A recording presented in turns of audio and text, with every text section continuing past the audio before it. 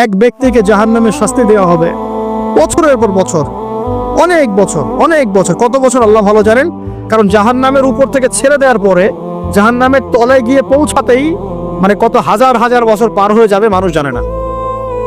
এত গভীর জাহান্নাম, এত গভীর।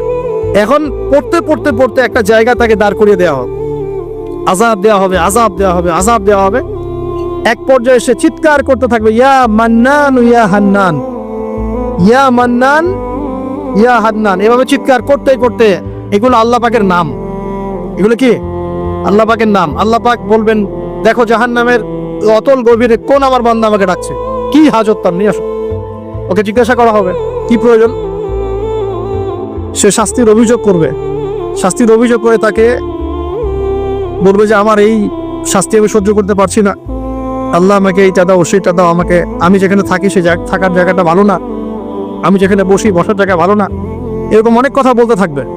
আল্লাহ পাক তখন তার গুনাহগুলোকে স্মরণ করাবেন, মানে তার এই অবস্থা কেন হলো এটা স্মরণ করাবেন।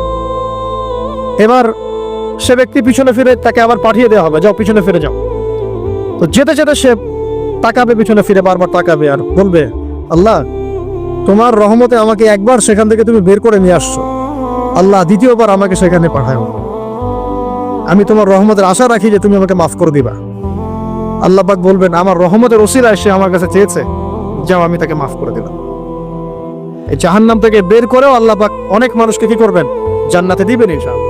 আরেক ব্যক্তিকে মাফ করেছেন আল্লাহ রাব্বুল আলামিন, যে তার সন্তানদেরকে বলেছিল আমি মারা গেলে আমার লাশটাকে পুড়িয়ে ফেলবা, অর্ধেক ছাই বাতাসে ভাসিয়ে দিবা, অর্ধেক ছাই সাগরে ভাসিয়ে দিবা, বাতাসে উড়িয়ে দিবা, সাগরে ভাসিয়ে দিবা।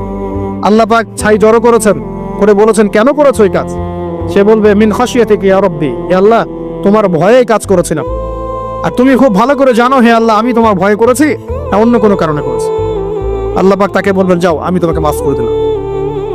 এক নারীর কথা আসছে, ব্যভিচারী মহিলা, জিনা করে, পতিতা মহিলা, একটা কুকুরকে পানি পান করিয়েছে, আল্লাহ তাকে মাফ করে দিয়েছে।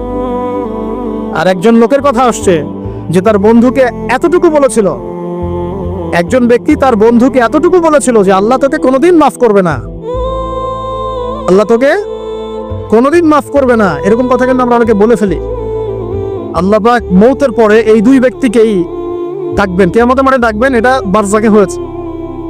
বলবেন, আমার রহমত নিয়ে কথা বলার ইখতিয়ার তোমাকে কে দিয়েছে? আমি কাকে মাফ করব কাকে করব না এই কথা বলার ইখতিয়ার তোমাকে কে দিয়েছে? আজকে আমি তাকে মাফ করে দিলাম, তোমাকে জাহান্নামে দিয়ে দিলাম, যাও চলে যাও। একজন ব্যক্তির কথা আসছে, 99টা খুন করেছে, তওবা করার সুযোগ আছে কিনা খুঁজতে গিয়েছে। এক আবেদ যে ইবাদত করে, আলেম না আবেদ, সে বলেছে কোনো মাফ নাই, ওকেও হত্যা করে 100 পূর্ণ করেছে। পরে অন্য এক আলেমের কাছে গিয়ে তওবা করেছে। আল্লাহ পাক তার জান কবজের সময় ফেরেশতাদের দূরত্বকে পরিমাপ করে এই ওসিলায় আল্লাহ রাব্বুল আলামিন তাকে মাফ করে দিলেন। অতএব আল্লাহ রাব্বুল আলামিনের এই